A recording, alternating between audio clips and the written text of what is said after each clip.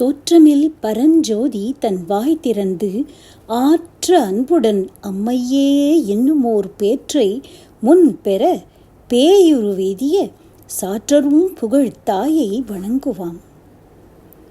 போன பகுதியில் இரத்தின சபை என்று அழைக்கப்படும் திரு ஆலங்காட்டின் பெருமைகளையும், அங்கே முஞ்சிகேச மகரிஷியின் பொருட்டும் கார்கோடகனின் பொருட்டும் காளியோடு போட்டி நடனம் செய்து சிவபெருமான் தரிசனம் தந்த அற்புத சரித்திரத்தை அனுபவிக்கப் பெற்றோம். க்ஷேத்திரங்களின் பெருமைக்கு மகுடம் வைத்தது போல் அமைந்து விடுவதே அந்த க்ஷேத்திரங்களுக்கு அடியார்களின் வாழ்க்கையோடு ஏற்படக்கூடிய தொடர்புதான். அப்படி எவ்வளவோ பெருமைகளை கொண்ட இந்த திரு ஆலங்காட்டு க்ஷேத்திரத்தின் பெருமைக்கு மேலும் மெருகு சேர்ப்பதைப் போல அமைந்திருப்பது இந்த க்ஷேத்திரத்தோடு 12 திருமுறைகளில் பாடப்பெற்ற பாடல்களை இயற்றிய மகான்களில் ஒரே பெண்ணான காரைக்கால் அம்மையோடு 63 நாயன்மார்களில் 3 பெண்பால் நாயன்மார்களில் மூத்தவரான காரைக்கால் அன்னையோடு இந்த க்ஷேத்திரத்திற்கு உண்டான தொடர்பு தான். அன்னையுடைய வாழ்க்கை வரலாற்றினை மிகவும் விரிவாக ஏற்கனவே அமிர்தானுபவம் என்ற இந்த பகுதியில் நாம் அனுபவிக்கும் பேற்றினை அடைந்திருக்கிறோம். காரைக்கால் என்ற துறைமுக பட்டினத்தில் தனதத்தன் என்ற ஒரு வணிகரின் மகளாக திரு அவதாரம் செய்தார் இந்த அன்னை. இவர் புனிதவதி என்ற பிள்ளை திருநாமத்தை கொண்டவர். மிகவும் இளம் வயதில் சிறுமியர்களோடு விளையாடும் போது கூட அன்போடு சிவபெருமானின் திருப்பெயரையே பயின்று வந்தார். அதை இவரே தன்னுடைய அற்புத திருவந்தாதியில் குறிப்பிடுகிறார். பிறந்து மொழி பயின்ற பின்னெல்லாம் காதல் சிறந்து நின் சேவடியே சேர்ந்தேன் என்று கூறுகிறார். அப்படி துளசியானது எவ்வாறு சிறு செடியாக வளர்ந்து வரும் பொழுதே மனம் பரப்புமோ, அதுபோல கருவிலே திரு வாய்த்திருந்த ஒரு அற்புதமான அவதார பெண் இந்த அன்னை. அப்பர் சுவாமிகளும் தன்னுடைய தேவாரத்தில் குறிப்பிடுவார், கருவாய் கிடந்து உன் கழலே நினையும் கருத்துடையேன், உருவாய் தெரிந்து உன் நாமம் பயின்றேன் உனது அருளால் என்று.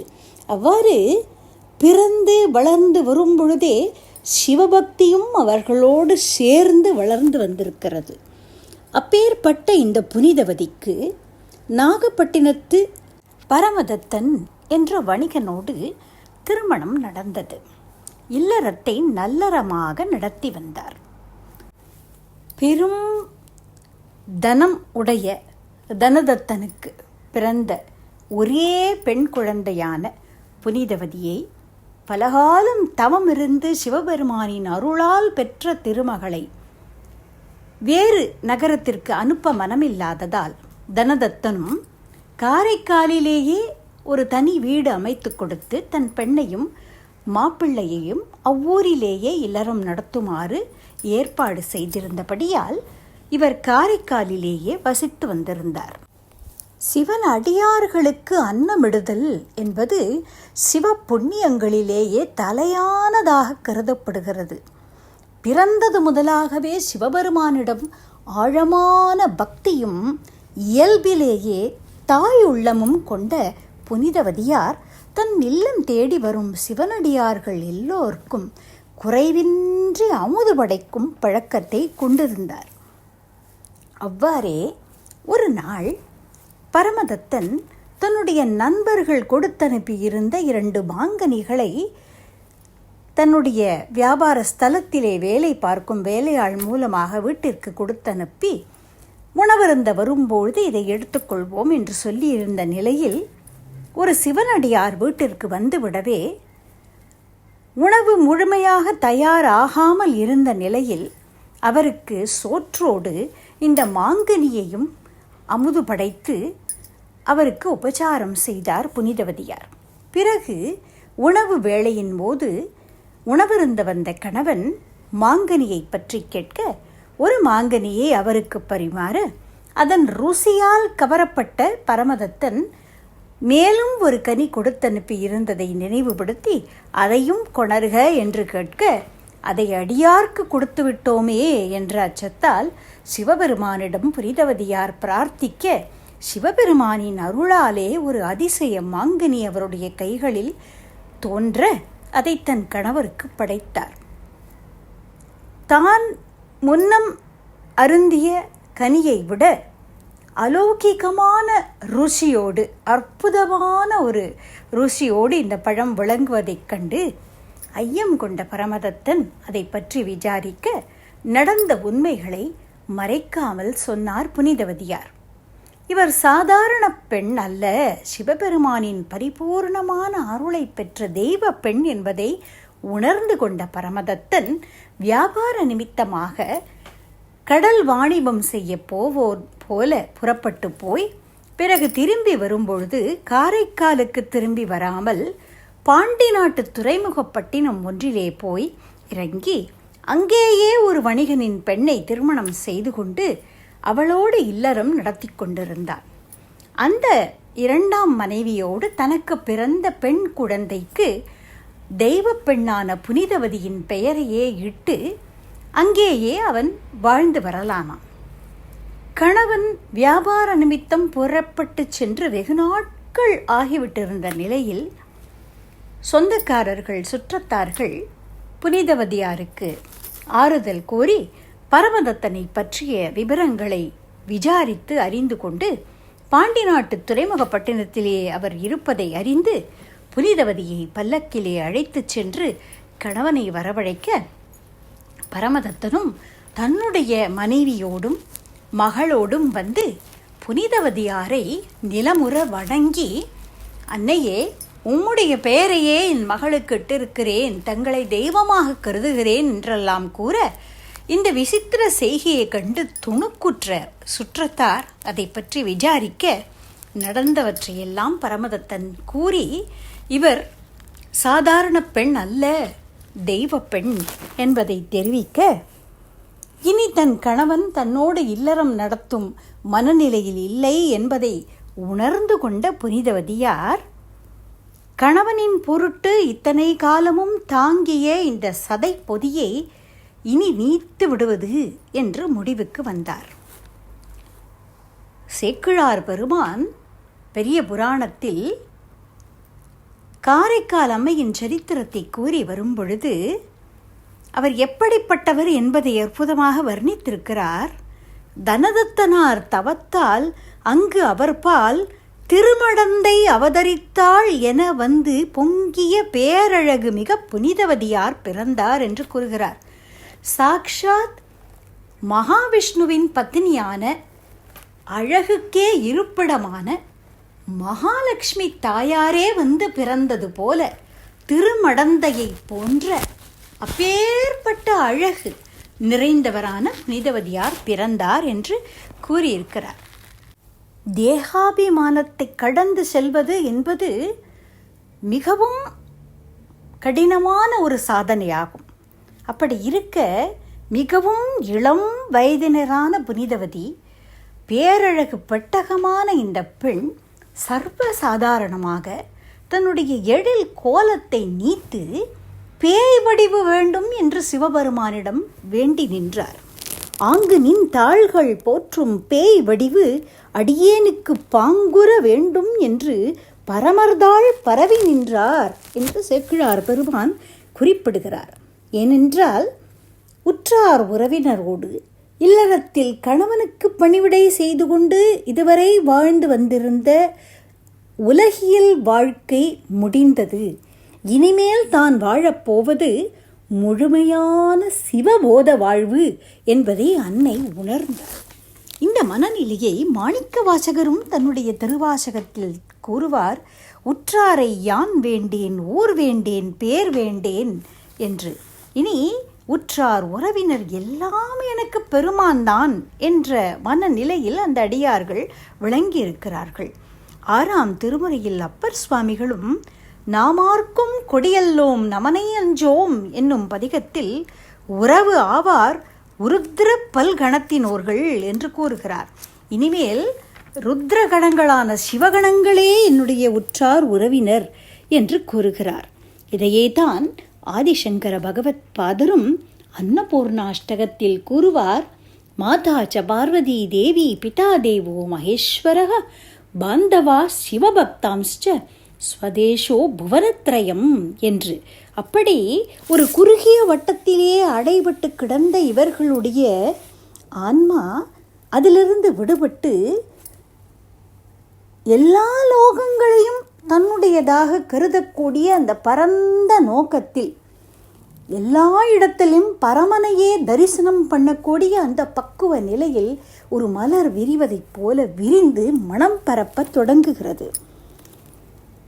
வெவ்வேறு காலகட்டங்கள், வெவ்வேறு தேசாச்சாரங்கள், வெவ்வேறு மொழிகள் அப்படி இருந்தாலும் மகான்களுடைய எண்ணங்கள் ஒன்று போலவே இருப்பதை பார்த்தால் அதிசயமாக இருக்கிறது.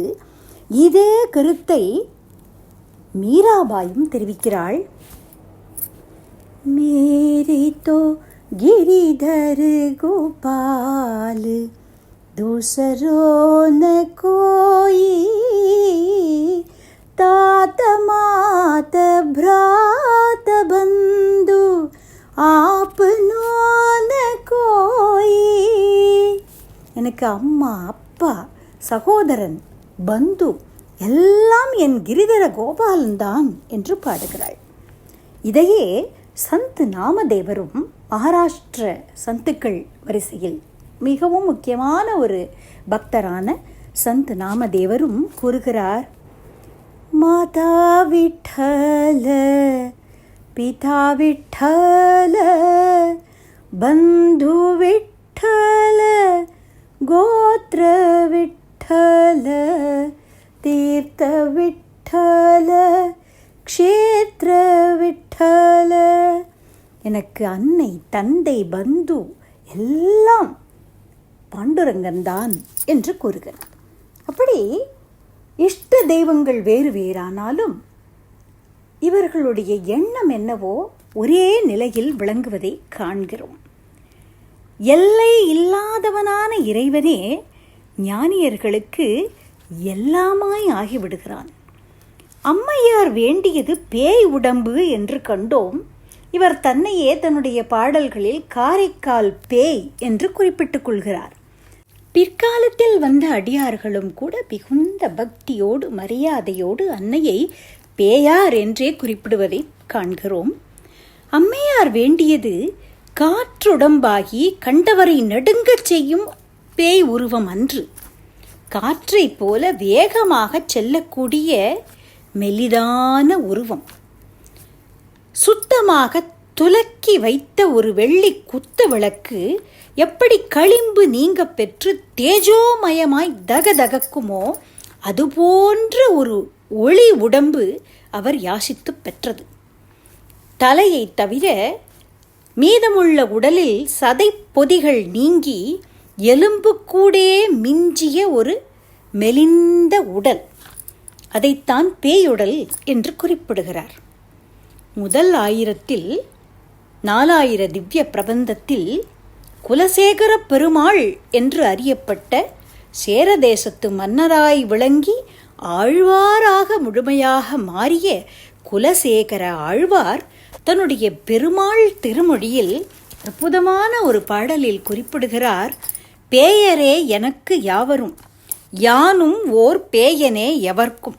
இது பேசி என் ஆயனே அரங்கா என்று அழைக்கின்றேன், பேயனாய் ஒழிந்தேன் எம்பிரானுக்கே என்று கூறுகிறார். பேயர் என்றால் என்ன? உலகில் பெரும்பாலானவர்கள் நாம் பணத்திற்கு பின்னோ, புகழுக்கு பின்னோ, செல்வாக்கிற்கு பின்னோ பேயாக அலைகிறோம். ஆனால் இப்படிப்பட்ட அடியார்கள் இறைவனுக்கு பின்னால் பித்தரை போல, பேயரை போல அலைகிறார்கள். அதைத்தான் அவர் கூறுகிறார். நானும் ஒரு பேயன்தான். நான் ஆயனே அரங்கா என்று திருவரங்கத்திலே பள்ளி கொண்டிருக்கக்கூடிய எம்பிரானுக்கு பின்னால் பேயனாய் அலைகின்றேன், பேயனாய் ஒழிந்தேன் எம்பிரானுக்கே என்று கூறுகிறார். இப்படிப்பட்ட மனநிலைதான் இந்த அடியார்களுடையது. அற்புத திருவந்தாதியில் இதை மிகவும் அழகாக அன்னை குறிப்பிடுகிறார். இனி சிவபெருமானுக்கு மட்டுமே ஆட்பட்டவராவேன், என்னுடைய வாழ்க்கை இனி பெருமானுக்கே அர்ப்பணம் என்று குறிப்பிடுகிறார். அவர்க்கே எழுபிறப்பும் ஆளாவோம் என்றும் அவர்க்கே நாம் அன்பாவது அல்லால் பவர் சடைமேல் பாகாப்போல் சூடும் அவர்க்கல்லால் மற்றொருவருக்கு ஆகாப்போம் எஞ்ஞான்றும் ஆள் என்று கூறுகிறார். சிவபெருமானுடைய அனுக்கிரகத்தால் என்புடம்பு வாய்க்கப்பட்டவுடன் அந்த அருள் சக்தியினால் அன்னை பாடியது அற்புத திருவந்தாதி. அதிலே அவர் இந்த கருத்தை தெரிவிக்கிறார். சிவபெருமானுக்கு மட்டுமே ஆட்பட்டவராவோம், அவர்க்கே எழுபிறப்பும் ஆளாவோம் என்று கூறுகிறார். இதே கருத்தை ஆண்டாள் நாச்சியாரும் தன்னுடைய திருப்பாவையிலே தெரிவிப்பதை காண்கிறோம். சிற்றஞ்சிறுகாலே என்ற பாசுரத்தில் இற்றைக்கும் ஏழேழ் பிறவிக்கும் உந்தன்னோடு உற்றோமே ஆவோம், உனக்கே ஆட்செய்வோம், மற்றை நம் காமங்கள் மாற்று என்று கேட்கிறாள் ஆண்டாள் நாச்சியார். சிந்தனை நிந்தனக்காக்கி நாயினேந்தன் கண் இணை நின் திருப்பாத போதுக்கு ஆக்கி வந்தனையும் அம்மலர்க்கே ஆக்கி வாக்கு உன் மணிவார்த்தைக்கு ஆக்கி ஐம்புலன்களார வந்து என்னை ஆட்கொண்டு உள்ளே புகுந்த விச்சை மாலமுத பெருங்கடலே மலையே உன்னை தந்தனை செந்தாமரை காடனைய மேனி தனிச்சுடரே இரண்டும் இல்லி தனியனேற்கே என்று திருவாசகத்தில் மாணிக்க வாசகரும் கூறுகிறார். இனி வாக்கு மனம் காயம் என்ற 3 கரணங்களும் ஐம்புலன்களும் உனக்கே சமர்ப்பணம் என்பதுதான் இந்த அடியார்களுடைய அற்புதமான ஞான நிலை. அப்படி ஞானமே வடிவான சிவபெருமானை அற்புத திருவந்தாதியால் துதித்தார் அன்னை.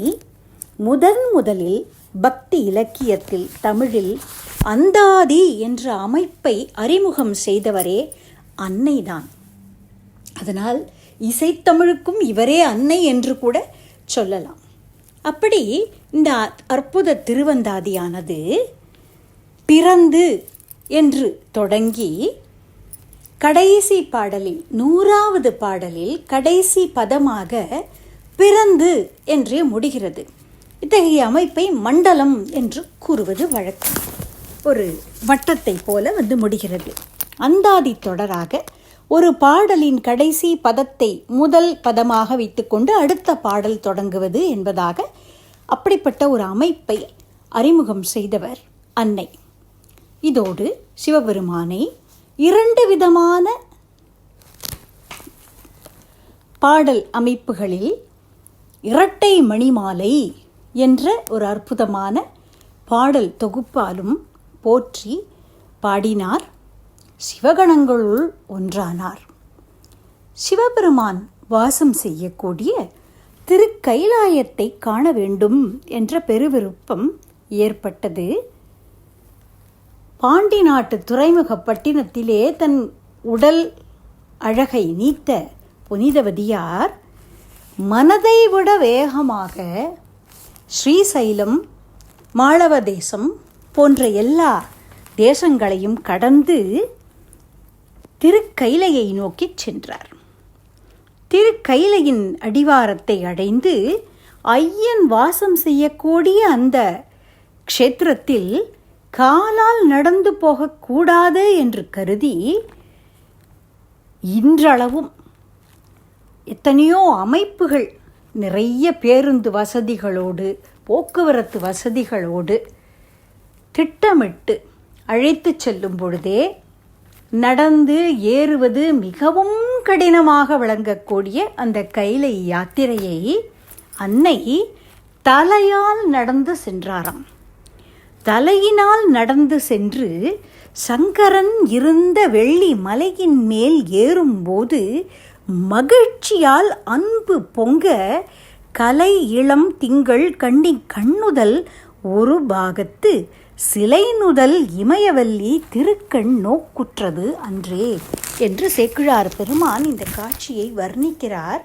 அப்படி தலையாலே நடந்து வரக்கூடிய என்புருவம் தாங்கிய இந்த அன்னையை சிவபெருமானை விட்டு ஒரு கணமும் நீங்காதவளான, அவருடைய வாமபாகத்திலே நித்திய நிரந்தரம் வாசம் செய்யக்கூடியவளான உமை அம்மை திருக்கண்களால் நோக்கினாள் என்று கூறுகிறார்.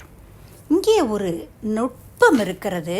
அற்புதமான விஷயத்தை இந்த பாடலில் வைத்திருக்கிறார் சேக்கிழார் பெருமான். அதை நாம் பின்வரும் பகுதிகளில் சிந்திப்போம். இவ்வாறு ஒரு என்புருவம் பரமானந்தமாய் வருவதைக் கண்டு அதிசயித்த உமை அன்னை, ஐயனே இவர் யார் என்று கேட்க, சிவபெருமான் தாயுமிலி தந்தையுமிலி தான் தனியன் தானேடி என்பார் மணிவாசகர். அப்படி ஆதி பொருளான அந்த பரம்பொருள் காரணம் காரணானாம் என்று கூறுவார் ஆதிசங்கர பகவத் பாதர். அப்படி அகிலாண்ட கோட்டி பிரம்மாண்டங்களுக்கும் எவனே மூல காரணனோ, முன்னை பழம்பொருட்கும் முன்னை பழம்பொருளே என்று புராண புருஷனான அந்த பரம்பொருள் தன்னை தோற்றுவிக்க ஒருவர் இல்லாத, ஆதியும் அந்தமும் இல்லாத அரும் பெரும் ஜோதியான அந்த சிவபெருமான் பதில் கூறுகிறார், வரும் இவள் நம்மை பேணும் அம்மை காண் உமையே என்று. இவள் என்னை பேணக்கூடிய என் அன்னை, என் தாய் என்று சிவபெருமான் திருவாய் மலர்ந்து ஒளினார். இப்பெருமை சேர் வடிவம் வேண்டி பெற்றனள் என்று அன்னை இந்த பேய் உருவத்தை என்னிடத்திலே வரமாக கேட்டு பெற்றாள் என்று உமையம்மைக்கு தெளிவுபடுத்தினார். பின்றை அருகு வந்து அணைய நோக்கி அன்னையின் அருகிலே தான் இருந்த பீடத்திலிருந்து புறப்பட்டு வந்து கண்களாலேயே அணைத்து கொள்வதைப் போல குளிர கடாட்சித்து, அம்மையே என்னும் செம்மை ஒருமொழி உலகமெல்லாம் உய்யவே அருளிச் செய்தார் என்று கூறுகிறார் சேக்கிழார். இந்த காரைக்கால் அன்னையை பார்த்து அகிலாண்ட கோட்டி பிரம்மாண்ட நாயகன் அம்மா என்று கூப்பிட்டாராம். எங்கும் நிறை பரபிரம்மம் அம்மா என்றழைக்க என்ன தவம் செய்தனை என்று ஊத்துக்காடு வெங்கடகவி யசோதா பிராட்டியை பார்த்து கேட்டதைப் போல இந்த காரைக்கால் அன்னையை பார்த்து கேட்க வேண்டும் என்று நமக்கு தோன்றுகிறது அல்லவா? பால் நினைந்து ஊட்டும் தாயினும் சால பரிந்து பாவியேனுடைய ஊனினை உருக்கி உள் ஒளி பெருக்கி உலப்பிலா ஆனந்தமாய தேனினை சொரிந்து புறம்புறம் தெரிந்த செல்வமே சிவபெருமானே என்று கூப்பிடுவார் மாணிக்க வாசகர். அதுபோல கருணையே வடிவான, அன்னையை விட பேரன்பு மிகுந்தவரான அம்மையப்பனை பிறந்தது முதலாகவே பக்தி செய்திருக்கக்கூடிய இந்த அன்னையோ அவரை கை தொழுது அப்பா என்று பேரன்பு பொங்க அழைத்து அவருடைய தாமரை திருவடிகளிலே வீழ்ந்து வணங்கினார். சங்க குழைகள் அணிந்த சங்கரனாரும் அன்னையை பார்த்து, அன்னையே நம்பால் நீ வேண்டுவது என்ன என்று கேட்க, அன்னை பெருமானிடத்திலே வேண்டுகிறார். அற்புதமான பிரார்த்தனை இது. இரவாத இன்ப அன்பு வேண்டி பின் வேண்டுகின்றார். பிறவாமை வேண்டும் மீண்டும் பிறப்பு உண்டேல் உன்னை என்றும் மறவாமை வேண்டும். இன்னும் வேண்டும் நான் மகிழ்ந்து பாடி அறவா நீ ஆடும்போது உன் அடியின் கீழ் இருக்க என்றார் என்று குறிப்பிடுகிறார் சேக்கிழார் பெருமான். இரவாத இன்ப அன்பு வேண்டுகிறார். இறைவனிடத்திலே அசஞ்சலமான பக்தி, ஒரு கணம் கூட அவரை மறந்து விடாத அந்த ஒரு பெருங்காதல், அதை வேண்டுகிறார் அன்னை. ஸ்ரீ அருணாச்சல நவமணி மாலை என்ற அற்புதமான 9 பாடல்கள் கொண்ட தொகுப்பில் 7வது பாடலில் பகவான் ஸ்ரீரமணர் குறிப்பிடுகிறார், அண்ணாமலையாய் அடியேனை ஆண்ட அன்றே ஆவி உடல் கொண்டாய், எனக்கோர் குறை உண்டோ? குறையும் குணமும் நீ அல்லால் எண்ணேன் இவற்றை என்னுயிரே, எண்ணம் எதுவோ அது செய்வாய், கண்ணே உந்தன் கடல் இணையில் காதல் பெருக்கே தருவாயே என்று கேட்கிறார். அப்படி அந்த திருவடிகளிலே மாறாத காதல் பெருக்கு, அதைத்தான் அன்னையும் வேண்டுகிறார். இரவாத இன்ப அன்பு வேண்டுகிறார். முதல் அடியார்கள் எல்லாருமே பிறவாத நிலையைத்தான் விரும்புகிறார்கள். நம்மை போல சம்சாரத்திலே வந்து பிறந்து உழன்று கொண்டு பாப புண்ணியங்களுக்கு ஆட்பட்டு கர்ம வினைகளை அனுபவித்து கொண்டு இறைவனையே நினைக்கவும் நேரம் இல்லாதவர்களாய், பக்குவம் இல்லாதவர்களாய் வாழ்நாளை வீண் நாளாக போக்கிவிட்டு மீண்டும் ஒரு கருவிலே புகுந்து வேறொரு உடலிலே ஜனித்து இப்படியே இந்த மாயச் சுழற்சியில் மாட்டிக்கொள்வதை அவர்கள் விரும்புவதில்லை. அதனால் பிறவாமை வேண்டும் என்று கேட்கிறார் அன்னை. அடுத்ததாக பிறவா வரம் வேண்டும் என்பதைத்தான் எல்லா மகான்களுமே கேட்கிறார்கள். பிறவா வரம் தாரும் பெம்மானே, பிறவா வரம் தாரும், பிறவா வரம் தாரும், பிறந்தாலும் திருவடி மறவா வரம் தாரும் என்று பாபநாசம் சிவன் ஐயாவும் இதே கருத்தை ஒட்டி தன்னுடைய ஒரு பாடலில் குறிப்பிடுகிறார். ஆழ்வார்களிலும் தொண்டரடி பொடி ஆழ்வார் தன்னுடைய பாடலில் வேத நூல் பிராயம் 100 என்று தொடங்கக்கூடிய அற்புதமான பாசுரத்தில் சொல்லுவார், ஆதலால் பிறவி வேண்டேன் அரங்கமா நகருளானே என்று. வேத நூல்கள் வகுத்திருக்கக்கூடிய சதமானம் பவதி என்பது போல 100 ஆண்டு காலம் ஒரு மனிதன் வாழ்வதாக வைத்து கொண்டாலும் ஒரு நாளில் பாதி உறங்கி போய்விடுகிறது. அப்படி என்றால் அவனுடைய ஆயுட்காலத்தில் 50 ஆண்டுகள் உறக்கத்திலேயே போய்விடுகிறது. பாலகனாய் இருக்கும் பொழுதோ உலகத்தை பற்றியே ஒன்றும் தெரியாத நிலையில் அதை கற்றுக்கொண்டு இளமை பருவத்தை அடைவதற்குள்ளாகவே பாதி காலம் போய்விடுகிறது. மீதமுள்ள காலத்திலோ பசி, பிணி, மூப்பு என்று அதிலேயே உழன்று கொண்டு உன்னையே நினைக்காமல் என் காலம் போய்விடுமே பெருமானே அரங்கமா நகருளானே, ஆதலால் பிறவி வேண்டேன் என்று கூறுகிறார் ஆழ்வார். சிவானந்த லகரி என்ற அற்புதமான ஸ்தோத்திர கிரந்தத்தில் ஆதிசங்கர பகவத் பாதரும் இந்த கருத்தை தெரிவித்திருக்கிறார். அன்னை முதலில் இரவாத இன்ப அன்பை வேண்டினார், பிறகு பிறவாமை வேண்டும் என்றார். மீண்டும் பிறப்பு உண்டேல் உன்னை என்றும் மறவாமை வேண்டும் என்று கேட்டார் அல்லவா? அதே கருத்தை பகவத் பாதரும் தெரிவிக்கிறார். நரத்வம் தேவத்வம் நகவன மிருகத்வம் மசகதா பசுத்வம் கீட்டத்வம் பவது விஹகத்வாதி ஜனனம் சதா த்வத் பாதாப்ஜ ஸ்மரண பரமானந்த லகரி விகாராசக்தம் சேத் ஹிருதயமிக கிம்தேன வபுஷா என்று கேட்கிறார்.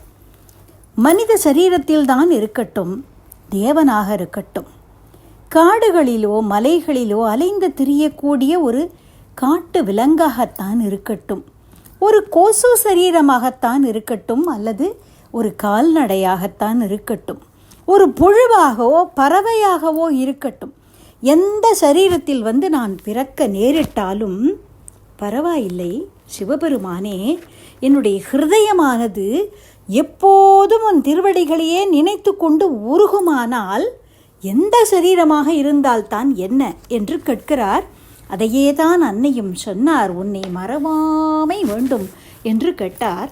அப்பர் சுவாமிகளும் தன்னுடைய 4ஆம் திருமுறையில் தேவாரத்தில் இதே கருத்தை தெரிவிக்கிறார். புழுவாய் பிறக்கினும் புண்ணியா உன் அடியன் மனத்தே வழுவாதிருக்க வரம் தர வேண்டும் இவ்வையகத்தே என்று கேட்கிறார். ஆழ்வார்களிலும் குலசேகர ஆழ்வார் திருமலையிலே விளங்கி கொண்டிருக்கும் அருள் பாலிக்கும் திருவேங்கடவனை குறித்து பாடக்கூடிய பாசுரங்களில் உன்னுடைய திருமலையில் எனக்கு ஒரு நாரையாகவோ மீனாகவோ அல்லது உன் அடியார்கள் நடந்து வரும் வழித்தடமாகவோ ஒரு ஆறாகவோ ஏதோ ஒரு பிறவி கொடு பகவானே, உன்னை மறவாது இருக்கக்கூடிய நிலை வேண்டும் என்று சொல்லிக்கொண்டே வந்தவர் கடைசியாக சேதனமாகத்தான் இருக்க வேண்டும் என்று இல்லை, உன்னுடைய திருக்கோவிலில் ஒரு படியாய் கிடந்தாலும் பரவாயில்லை, வெறும் கல்லாய் இருந்தாலும் பரவாயில்லை, திருவேங்கடவா உன்னுடைய அந்த பேரெழில் மேனியை, உன்னுடைய அந்த திருவடிவை படியாய் கிடந்தாலும் பார்த்து அனுபவித்து கொண்டே இருக்கக்கூடிய அந்த நிலையை மட்டும் எனக்கு கொடு என்று கேட்கிறார். செடியாய வல்வினைகள் தீர்க்கும் திருமாலே நெடியானே வெங்கடவா, நின் கோயிலின் வாசல் அடியாரும் வானவரும் அறம்பெயரும் கிடந்து எங்கும் படியாய் கிடந்து உன் பவளவாய் காண்பேனே என்று கேட்கிறார். ஊனேர் செல்வத்து உடற்பிறவி யான் வேண்டேன் என்று அந்த பாசுர தொகுப்பை ஆரம்பிக்கிறார். எனக்கு பிறவி வேண்டாம் என்று ஆரம்பித்த ஆழ்வார் கடைசியில் பிறக்கத்தான் வேண்டும் என்றால் ஒரு அச்சேதனமாக வேண்டுமானாலும் பிறக்கிறேன், ஒரு படியாக வேணாலும் கிடக்கிறேன், ஆனால் உன் திருவடிவை எப்போதும் பார்த்து ரசிக்கும் அந்த மனநிலையை மட்டும் கொடு என்று கேட்கிறார். இதே கருத்தை ஒட்டித்தான் ஊத்துக்காடு வெங்கட கவியும் புல்லாகினும் நெடுநாள் நில்லாது ஆதலினால் கல்லாய் பிறவி தர வேணும் கண்ணா என்று அடியார்களோடு ஒரு தொடர்பு இருக்கும்படியாக உன் நினைவு அகலாத ஒரு நிலையில் கல்லாக வேண்டுமானாலும் உன்னுடைய க்ஷேத்திரத்திலே எனக்கு ஒரு பிறவி கொடு என்றே கேட்கிறார். பிறத்தலும் மறத்தலும் நம் வசத்தில் இல்லை அல்லவா? அப்படி சம்சாரத்திலே வந்து பிறந்து விட்டால் இந்த தாபத்ரயத்திற்கு ஒரே ஆசிரியம் இறைவனுடைய திருவடிதான் என்பதை மகான்கள் எல்லோரும் குறிப்பிட்டு செல்கிறார்கள். அப்பர் சுவாமிகளும் தன்னுடைய தேவாரத்தில் மாசில் வீணையும் மாலை மதியமும் வீசு தென்றலும் விங்கு இளவேணிலும் மூசு வண்டு அறை பொய்கையும் போன்றதே ஈசன் எந்தை இணையடி நீழலே என்று பாடுகிறார். சுண்ணாம்பு காலவாயில் அவரை போட்டிருக்கும் பொழுது அப்படி எப்பேற்பட்ட சம்சார தாபமாய் இருந்தாலும் அதற்கு ஒரே மருந்து இறைவனுடைய திருவடிதான் என்பதை இவர்கள் நன்கு அறிந்திருந்தார்கள். அதனால்தான் தாபத்ரய வெயிலற நிழல் தரும் வான் தருவேயும் குல குருவேவா என்று முருகப்பெருமானை பார்த்து பாபநாசம் சிவன் ஐயாவும் குறிப்பிடுகிறார். அப்படி இறைவனுடைய அந்த திருவடி நிழல் அதை விட்டு நீங்காமல் இருக்க வேண்டும் என்ற பேற்றைத்தான் அடியார்கள் விரும்புகிறார்கள். அதைத்தான் அன்னையும் கேட்டார். அரவா, நீ ஆடும்போது உன் அடியின் கீழ் இருக்க என்று நான் தாளம் இசைத்து பாட அதற்கு ஏற்ப நீ திருநடனம் புரிய அந்த பேரானந்த நடனத்தை அனவரதமும் தரிசித்து கொண்டே இருக்கக்கூடிய பாக்கியத்தை எனக்கு கொடு என்று கேட்டார்கள் மகான்கள். அன்னை இப்படி கேட்டதும் தனக்கு மிகவும் விருப்பமான திரு ஆலங்காட்டில் அன்னையை செல்லுமாறு சிவபெருமான் கூறி அங்கே தன்னுடைய திருநடனத்தை தரிசிக்கலாம் என்று திருவாய் மலர்ந்து அருளினார். இங்கே நமக்கு ஒரு கேள்வி எழக்கூடும். திருக்கையிலை வரை வந்தார் அல்லவா அன்னை? சிவபக்தர்களுக்கு அடைய வேண்டிய இடம் அதுதானே.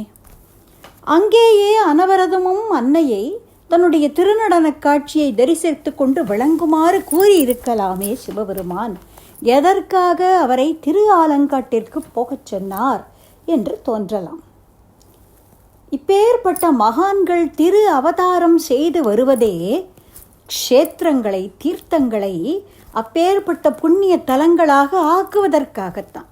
தங்களுடைய திருமேனி சம்பந்தத்தாலேயே அந்த க்ஷேத்திரங்களுக்கு அப்படிப்பட்ட மகாத்மியத்தை அளிப்பதற்காகத்தான். தீர்த்தி குர்வந்தி தீர்த்தானி என்று ஸ்ரீமத் பாகவதமும் இந்த கருத்தை தெரிவிக்கிறது. சாந்தா மகாந்தோ நிவசந்தி சந்தோ வசந்தவது லோகஹிதம் சரந்தகா என்பது பெரியோர் வாக்கு. அப்படி எப்படி வசந்த ரித்துவானது எல்லோருக்கும் மனதிற்கு சாந்தியை கொடுப்பதாக அமைகிறதோ, அதுபோல சம்சாரத்திலே வந்திருக்கும் நமக்கெல்லாம் சாந்தி என்ற ஒரு நிம்மதியை கொடுப்பதற்காகவே வசந்த காலத்தைப் போல இந்த மகான்கள் சஞ்சாரம் செய்கிறார்கள் என்று கூறுவார்கள்.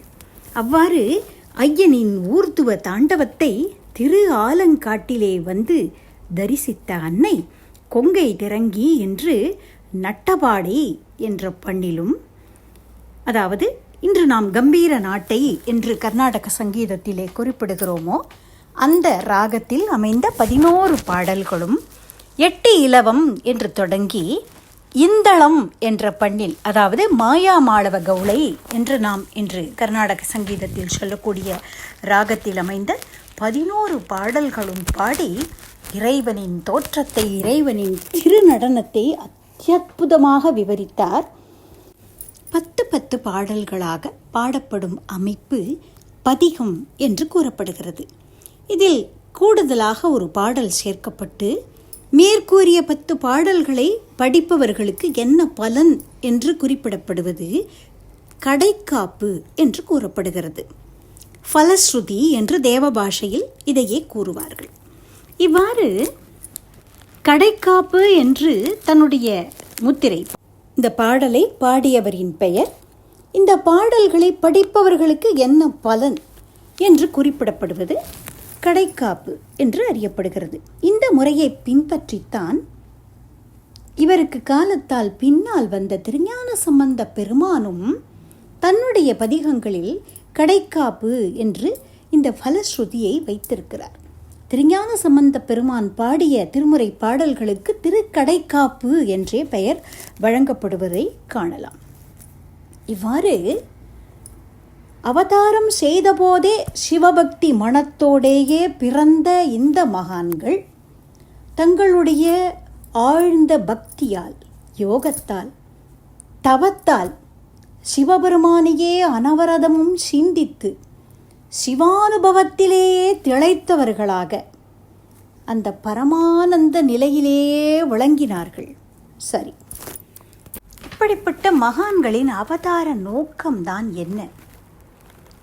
பரம்பொருளிடம் எவ்வாறு பக்தி செய்ய வேண்டும் என்று உலகத்திற்கு காட்டுவதற்காகவும், பெருமானுடைய தன்மை என்ன என்பதை நமக்கும் விளங்கும்படி, தங்களுடைய பேரானந்த அனுபவத்திலிருந்து ஒரு திவலையை எடுத்து நமக்கும் ஊட்டுவதற்காகத்தான். எங்கோ இருக்கும் சந்தன காட்டிலிருந்து அந்த சந்தன மணத்தை மந்த மாருதம் அள்ளி கொண்டு வந்து தூரத்திலே இருக்கக்கூடியவர்களுக்கும் அள்ளி தருவதைப் போல, எங்கேயோ இருக்கும் கருணா சமுத்திரமான இறைவனிடமிருந்து அவனுடைய அருளை முகர்ந்து கொண்டு வந்து விமுகர்களாய் சம்சாரத்திலேயே உழன்று கொண்டிருக்கும் நமக்கும் அந்த அருள் மழையை பொழியக்கூடிய கருணா காலமேகமாய் விளங்குபவர்கள்தான் மகான்கள். அப்படிப்பட்ட அந்த மகான்கள் தங்களுடைய அனுபூதியை பாடல்களாகவும், காவியங்களாகவும், புராணங்களாகவும், இதிகாசங்களாகவும், தங்களுடைய வாக்கின் மூலமாக அவர்கள் ஹிருதயத்திலே அனுபவித்த அந்த அனுபூதி நிலையை வெளிப்படுத்தாவிட்டால், அப்பேற்பட்ட அந்த அனுபவம் எப்படிப்பட்டது, அந்த பக்தியின் நிலைதான் என்ன என்ற ஒரு அனுமானம் கூட நம்மால் செய்ய இயலாது.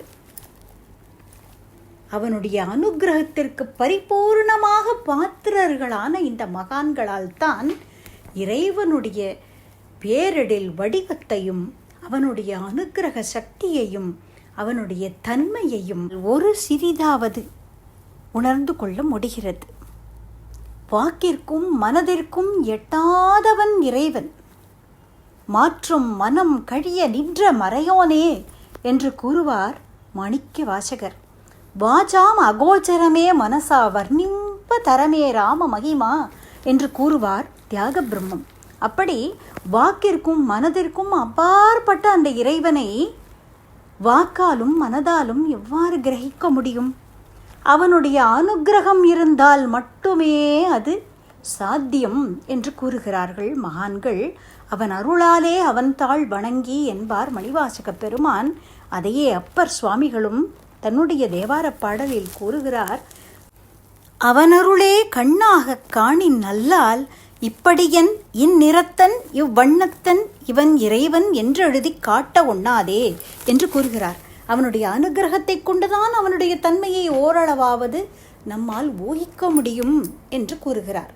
அப்படி சிவபெருமானுடைய அருளுக்கு பாத்திரரான, அவராலேயே அன்னை என்று அடையாளப்படுத்தப்பட்ட, தனக்கு நிகரில்லாதவரான காரைக்கால் அன்னையின் கருணையால் அன்று திருவாலங்காட்டில் இறைவன் அவருக்கு காட்டிய திருநடன காட்சியின் பேரெழிலை, இறைவனுடைய ரூபத்தை நம்மாலும் சுவைத்து மகிழ முடிகிறது. அன்னையின் வாக்கினாலேயே இறைவனுடைய அந்த திருநடனத்தின் எழிற்கோலத்தை தொடர்ந்து அடுத்த பகுதியில் சிந்திப்போம். சிவாய நம. திருச்சிற்றம்பலம். ராம் ராம்.